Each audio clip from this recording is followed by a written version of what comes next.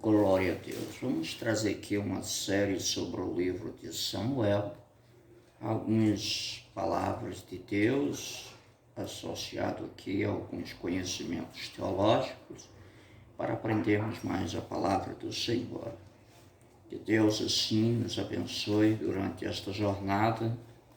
Nós estamos aqui vendo a introdução do livro a Samuel, primeiro livro de Samuel. Diz assim, primeiro livro de Samuel, a data provavelmente 1000 anos antes de Cristo, mas este livro pode ter sido escrito em duas etapas, E a primeira etapa 1000 anos, e a segunda pode ter sido 950 depois de Cristo, ou seja, 50 anos depois.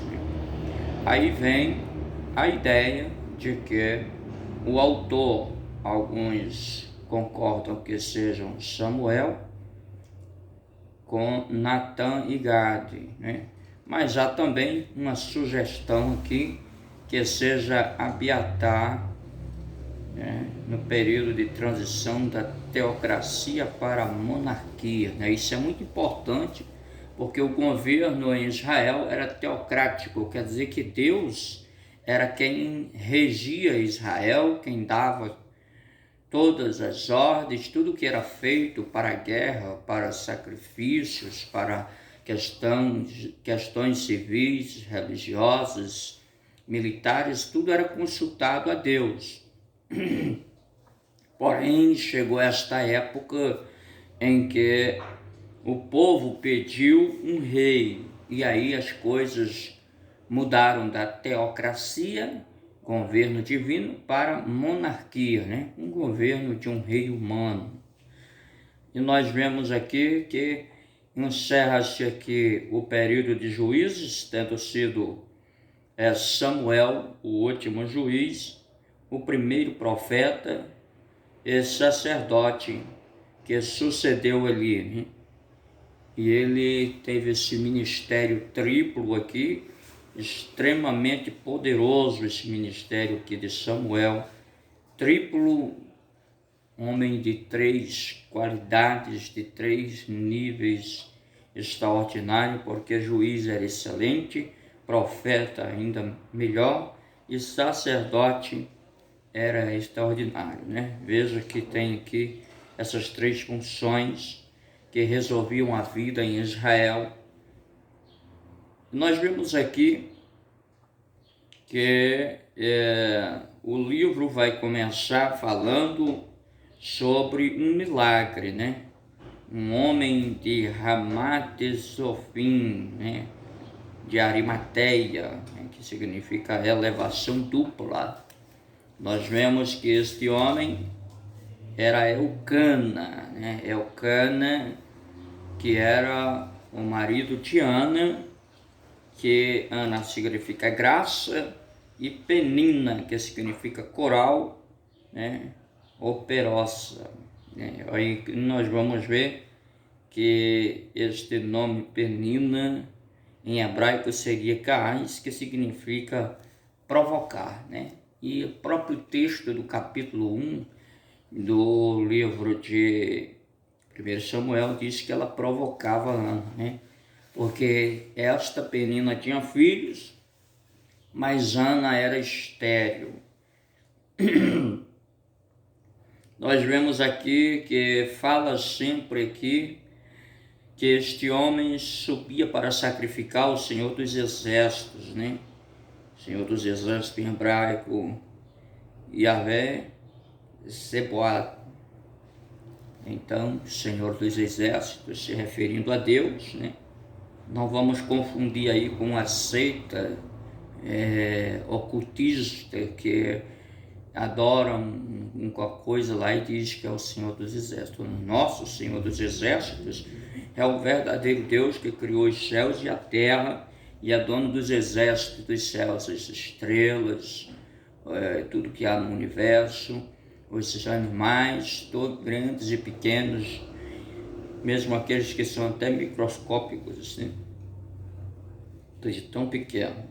Nós vemos que aqui existe um momento em que Ana vai ao templo orar a Deus para pedir um milagre, né? Mesmo que ela recebesse porção dupla, mas do seu marido na hora da ceia, mas ela não se satisfazia, ela queria um milagre, né? E é isso que nós temos que ter certeza. Você quer o que de Deus? Se você quiser um milagre, Ele vai fazer um milagre na tua vida, né? Não se conforma com coisas que alguém está dando para fazer você calar a boca. A palavra do Senhor diz que um certo dia ela foi para a oração e ela votou um voto ao Senhor, né? Ali ela estava no templo do Senhor, encostado ao pilar. Templo do Senhor em sumério é recal, né? Palácio, casa grande. Palácio do Senhor, lugar de adoração, né? Essa linguagem aqui é sumérica, linguagem suméria. Fala de palácio, como fosse o lugar do rei mesmo. E o nosso Senhor é rei. No livro dos Salmos diz que o Senhor é rei e reina. Está sentado no seu trono. Bendito seja Deus. Nós vemos que Ana estava com amargura de alma e orou ao Senhor e chorou abundantemente. Esse instante é excepcional, é maravilhoso, porque quando era a hora que chora abundantemente, aí lá no céu Deus ouviu. O sacerdote, né, ficou olhando ali que as palavras não saíam, mas ela mexia ali só com uma boca assim, mas não saía som, né? E ela teve por embriagada. E ela fez o voto ao Senhor dizendo que ele seria todos os dias da sua vida um levita, né? E serviria ao Senhor. Ele servia por 50 anos, um levita. 50 anos ele tinha a obrigação de servir ao Senhor, principalmente tinha um voto desse aqui, onde não passaria navalha na sua cabeça, né? Esse varão que vai nascer aqui nesta tão grande e poderosa oração, esse homem aqui foi Samuel, que vai nascer diante da oração cheia de amargura e de lágrimas, né? E observando então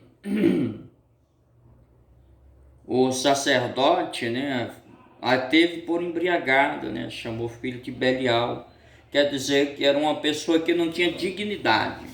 Provavelmente essa falta de dignidade que ele estava falando é porque ela não tinha filho. Em Israel era um opróbrio, uma vergonha a pessoa não ter filho. Significava um castigo de Deus ali. E passado ali a explicação que ela deu ao sacerdote, não, eu não estou embriagado, né? Eu não estou embriagada, né? E ela recebeu a bênção do sacerdote, que é importante para nós sabermos que existem homens com autoridade espiritual. Não quer dizer o tamanho da credencial, porque credencial qualquer um faz. E você pode ir numa lan house inventar um papel lá, pronto, é uma credencial.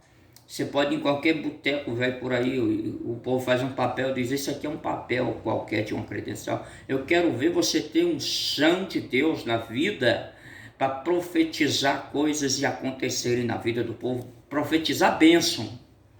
Aqui o sacerdote deu a bênção a ela e ela foi, e o seu semblante já não era triste, né? Aí nasceu o menino e ela chamou de Samuel, né? Só que com um detalhe aqui, ela já todo dia ela tinha o seu marido. Porém, depois da bênção que veio dada pelo sacerdote, depois daquela oração que ela fez, o milagre aconteceu, né? O milagre aconteceu. E nós vamos ver que Deus fez um grande milagre na vida dela, porque ela teve outros filhos além de Samuel. Talvez o segredo aqui seja que quando ela adorava a Deus, pedia o filho para si. Mas nesse dia ela pediu para devolvê-lo a Deus. Se o Senhor me dá um filho varão, eu colocarei ele de volta no altar do Senhor, na casa do Senhor, e ali ele ficará. Bendito seja Deus. Este é o primeiro capítulo de Samuel, que mostra o milagre. E aqui o menino foi crescendo, nasceu, e foi crescendo ali, ele ficou desmamado. O menino era desmamado provavelmente aos 3 anos, né? Mas o período em que ela foi levar a criança de volta para entregá-lo ao Senhor, era de 4 a 6 anos de idade que ele tinha. Não existe uma idade assim certa, mas ele fala aqui aproximadamente entre 4 e 6 anos, né? Ela usufruiu ali daquela bênção até entregar de volta ao Senhor no altar. O que Deus fala com você, pede para devolver a mim.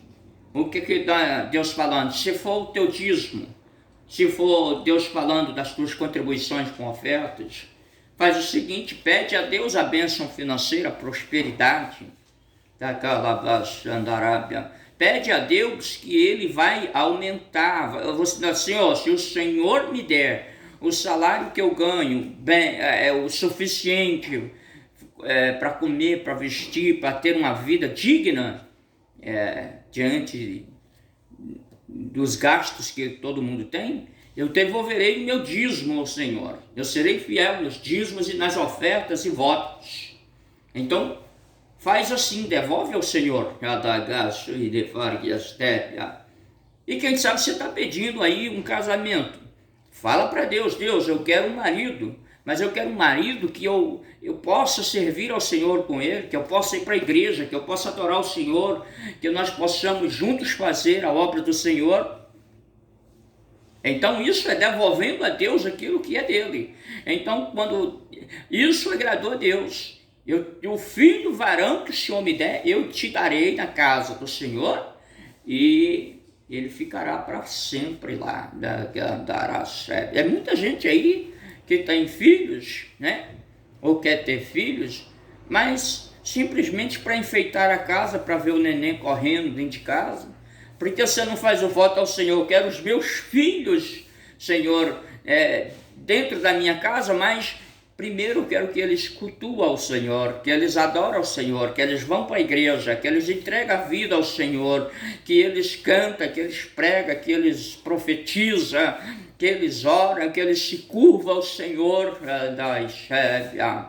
Como disse Josué, eu e a minha casa serviremos ao Senhor. Então, pede a bênção a Deus e devolve para Ele aquilo que é de direito. Amém? Que Deus abençoe em nome de Jesus.